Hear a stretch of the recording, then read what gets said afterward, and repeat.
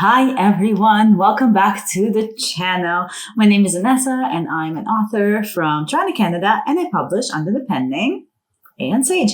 I write mystery, fantasy, romantasy now as of the upcoming. And on this channel, I pretty much share everything that I've learned after being both indie and traditionally published as an author, having put out a multitude of books. We're almost up to 3 dozen books now, which is very, very exciting. And just kind of things that I've learned that have helped me on my writing journey as I learn like new things about writing and about the craft, as I pick up new tools that I can use that will help me. So anything that kind of come across my way that I feel like you might also enjoy, it comes out here. So if that sounds like something that you would like to be a part of, then make sure that you're subscribed and that you click the notification button so you don't miss any upcoming videos. We are a slowly growing community here, and I am absolutely obsessed with how far we've come from when I first started this channel. And I love being here and sharing everything with you guys and interacting with you in the comments when you leave them. So it just makes my day, and I hope that I can bring you some joy as well. So today we're doing an author chat. We haven't done one in a while. We are also back in the library space, but slightly different orientation. I am trying to make my life a bit easier. And so I'm steering away from even things like filming with too much of a lighting setup. I want to do things more naturally. We have a giant window here. I might as well use it. The lighting is beautiful. My camera can handle it. I literally just have it on a tripod on our dining table because our dining table is kind of in the library area. And so I figured, we got books, we got cool wall textures. Why not use it to our best advantage? And it speeds up my production time as well. So that brings me to the first topic of the author chat. And that is like, what have I been doing with my time? So I've been working. As of the last author chat, I know I've shared that I was thinking about making some life changes. And guess what?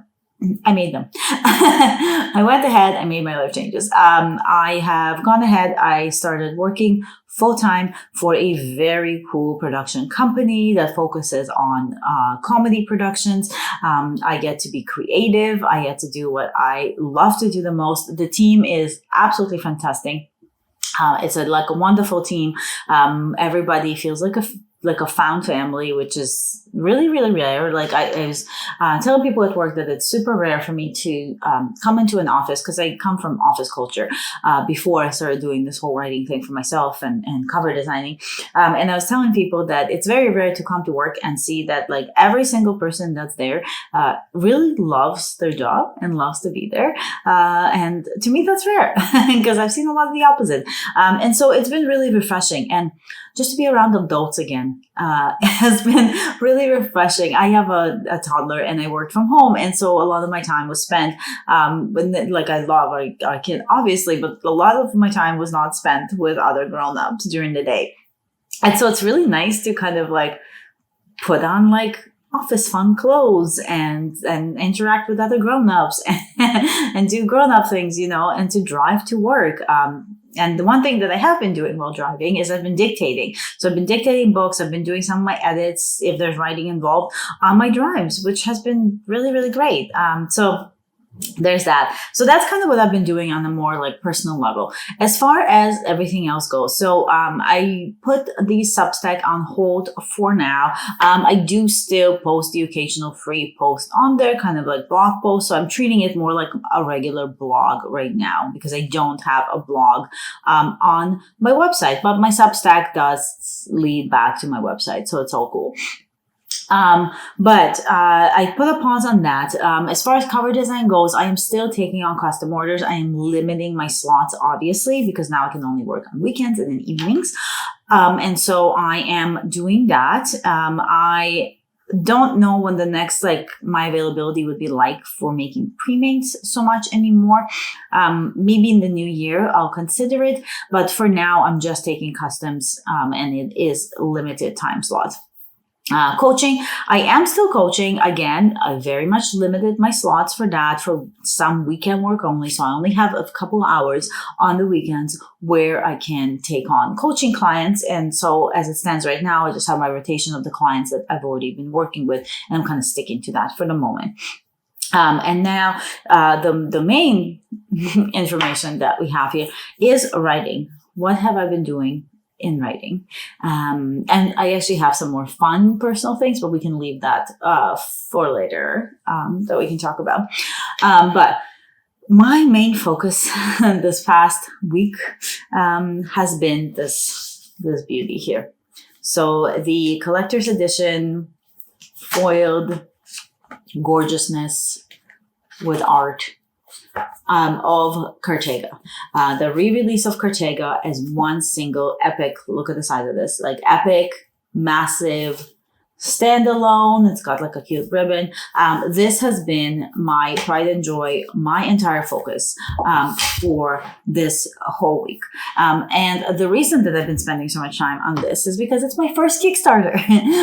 If you've heard me talk about it, I'll post some of the videos I've talked about Kickstarter and what I've learned so far about Kickstarter and the descriptions. This is my first one that I'm running. And it has been a seriously steep learning curve. I love it. I'll probably do one again at some point.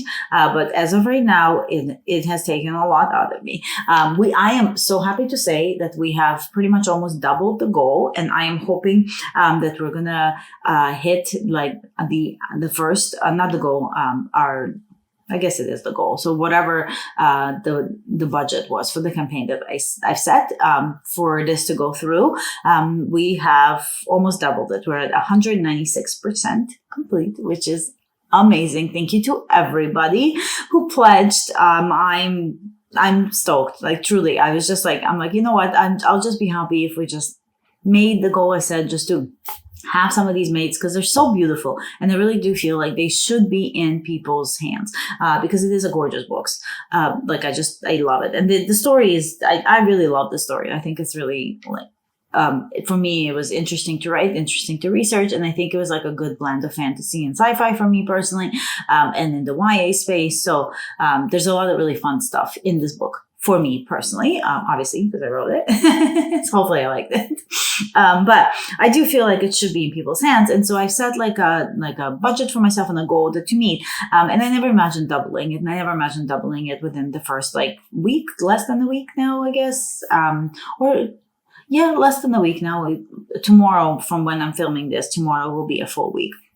And so now we're on to trying to get the goals. And the first one is a digital wallpaper. And so I am already working on getting that done because I am thinking that we're going to definitely hit that goal this week. I am hoping. So that'll be really nice to roll out to say that we hit the goal, the first stretch goal, and then hopefully we can get some more because I really want to get some character art, and I'd love to get I mean, this is a long shot, but getting to the custom map to put inside of here would be really cool because I do have an artist that I really want to work with, and there's only one way that happens, and it's if we kind of plow through the rest of the stretch goals. But if it doesn't happen, I'm just happy that I get to send this baby and the add-ons that people have chosen out to them. And it's going to be really nice to see everybody open it up and all of that. It's going to be really, really amazing. I'm pretty excited. So this has taken a lot of my time because you have to promote it a lot. I've been doing swaps. I'm setting up some more swaps with other Kickstarter campaigners this week. And it's a lot of work. You do have to keep it going. It's not one of these things where you kind of like post it and you think the platform will do all the work. No, like a lot of the work will come from you. And while a lot of my traffic comes from the Kickstarter platform, there's still a lot of work you have to do. You have to update your banners regularly, update your description to kind of refresh the page. If you hit stretch goals, you want to update that and make that note in the story. So a lot is happening. And definitely watch my video of the back end breakdown of a Kickstarter campaign because you can kind of see how I've set everything up for this specific one. But would I do it again? Yes. Would I do it again soon? Probably not very soon because of how much work it's taking and everything else that's on my plate right now. But for now, I am just like, she's gorgeous and I'm so happy. I'm just gonna keep her here for the rest of the video, I think, because I'm just can't stop looking like such a chunky beauty. I love it. So that has been the bulk of my existence this week. The other side of my existence as far as writing goes is in 2 weeks. I have the third in Miss Brooke Manor Cozy Mysteries book that's coming out. Fairyhurst is almost here. This is a really fun one. There's a crochet club murder. And you know that I love to knit and crochet. And so I had to throw that in there. And so that one's coming up in a couple of weeks. I'm very excited for that one, but that means I have to start. So now we're in that 2-week mark. ARCs just went out, and I have to kind of get on my end of the promoting. So my publisher is doing their stuff already.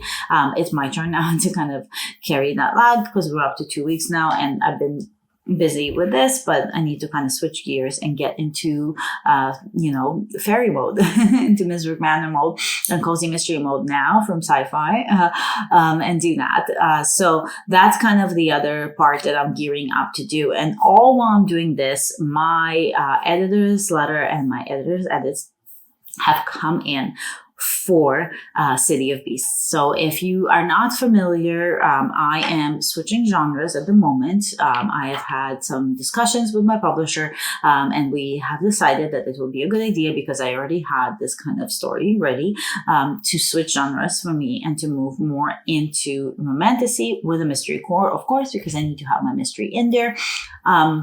So my Gothic romantasy series will be launching next year.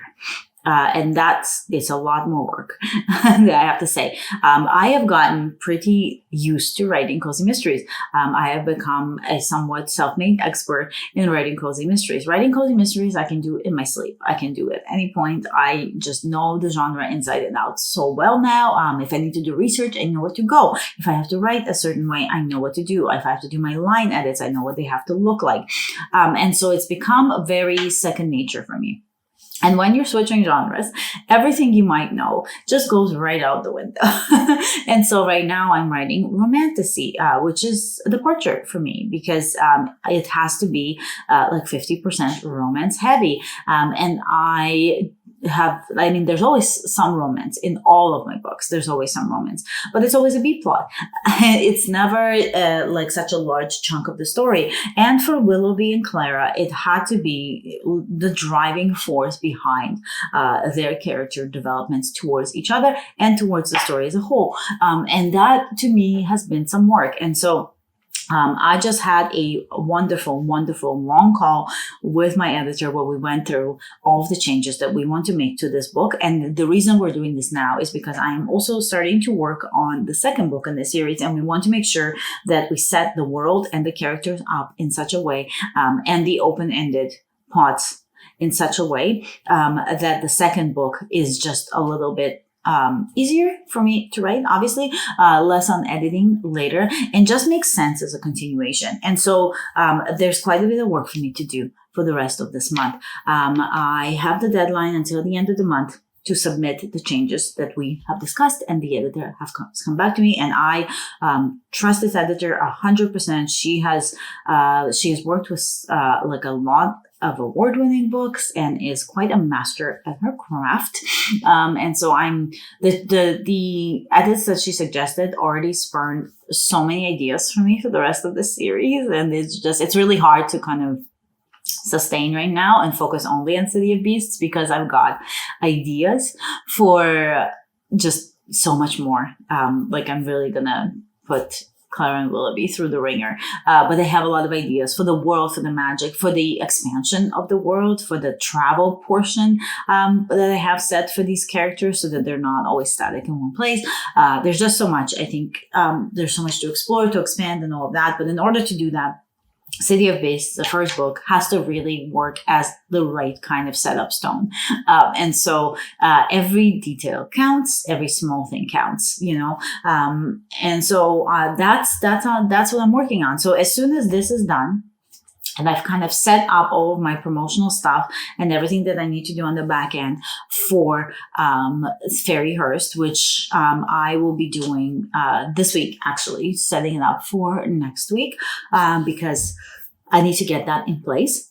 So when that's done, the last like 2.5 weeks or so that are left in August, or I guess 2 weeks actually that we'll have left in August, is going to be back-to-back daily work, wherever I can spare the hours.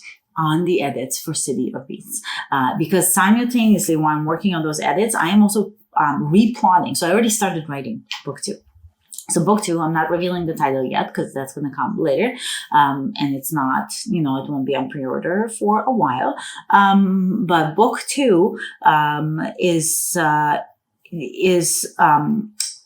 going to, it's taking place somewhere else. That's all I can say. Book 2 is taking place somewhere else, but I've already started working on it. And so I kind of started working on this as like almost like a half plotted, knowing that there's going to be changes after my editor comes back with her notes for City of Beasts. So I knew there was going to be changes, but I kind of started working on it, and I'm about like 6 chapters in of just like rough drafting. But because I didn't have a concrete plot, and you know me, I'm a plotter, it was a little bit more difficult. Like it was hard for me to even get into those first 6 chapters. So now that I have this direction in place, I think I'm going to be working on those edits while also replotting what I've kind of thought already, more or less, for book 2, to make sure that I have a plan in place. I work best on a plan, especially if I'm dictating, which I think a good majority of this book, I will be dictating. I'm finding that so one of the notes from my editor was that my character banter and their relationship and how they speak to each other and how they react to one another was really, really strong. And the reason it was really strong is I think that every part that was dialogue, I dictated because it made sense to me to speak how they would speak. And I just get in the car, I drive, and I talk. And then afterwards, I get everything put into like a Word document, or in my case, I was writing this one on Dabble. I currently have switched to BYOK, and I'm kind of going between the two to see which one I like more, or do I just go back to Scrivener? I don't know. Considerations, all considerations. So I am kind of in between like all of those right now. And so dictating, I talk it out, I come back, and then I kind of fill out the narrative and descripting kind of passages, because those are harder for me to speak. I can't think of the words, and especially when it's something that's more atmospheric, and there's like action, and we have these like curse beasts that are monstrous and have a very very heavy horror type element to them of how it has to be written, and so all of those parts I find easier to type and faster to type, whereas the speaking parts I find more natural to talk. And so it's a combination of the two. So I'm thinking a good portion of book 2 will be dictated on my drive to work. And then I'll fill out what I need to fill out in the evenings and on the weekends for the descriptions and the lyrical and the more the flowery language, let's say, because I am not a flowery speaker, as you may have guessed. So that's pretty much all I've got going on in books. It's a lot. It feels like a lot. It feels like it wouldn't have been a lot if I didn't have a full-time job. And so I am, there goes construction. Sorry about that. I feel like I have, because I've been working basically full-time as an author and a cover designer for so many years, that I have forgotten the time when I used to like have to go to work and then write in the evenings and write during lunch and all of that. But the reason I think it feels even more like a lot now is because before, when I was working a full-time job, which back then my job was a lot more demanding as well. My position was very high. And so a lot was expected of me. So I had less time, but I didn't have a toddler. And so I feel like now my time is really, really split quite a bit more. And it's precious, the time that I have left. And so I try to make use of it as much as I can without taking away that time from my family, from my kid, because I want to make sure that she knows that mommy's not always working, and so I kind of, I'm still figuring it out. Let's put it this way. It's been a whirlwind. I'm still figuring out. On a more personal level, we've had a loss in the family. My grandma passed away. And so it was a sudden death. And so it's been a bit of an emotional roller coaster here for us, with my adjustment to the new schedule and the new work, and my grandma passing, and just like handling everything. It's been a bit, but we are doing it. We are handling it. It kind of, everything is almost kind of behind us pretty much. There's still some things to take care of, but we're kind of on the up and up now. And so on a more fun news of personal life, we got a giant aquarium. We don't know anything about fish. We already messed it up. Today, after I filmed this, I am going to go to the fish store. And yes, there is a fish and reptile store near us, which yay. And I'm going to ask them, how we messed it up, how we fix it, because I don't want to hurt these fish. But we put them in this aquarium. We set it up the way we thought we were supposed to set it up. And I'm pretty sure we didn't wait long enough because we are impatient. And so now the fish are in there. And I don't know, it's not looking great for them. So, I'm going to be taking a sample of the water with me. It's going to be a whole thing. And I'm just going to go there and be just tell me what to do because we just spent all this money on this aquarium. We do have a betta fish. We got him a snail friend. We're thinking the snail is what did it. Because before the snail, he was fine. And the snail is not snailing very good. I don't know what's going on there, but again, we're amateurs. We're trying it out. This is our first pet together. I had the cats growing up, but I am allergic to them, so we didn't want to do that now. I will say that when we got this aquarium, I'm looking at it. It's over here. That's why I keep looking this way. They're staring at me, the two of them, being like, "What are you doing to us? Fix this problem immediately." I'm so sorry.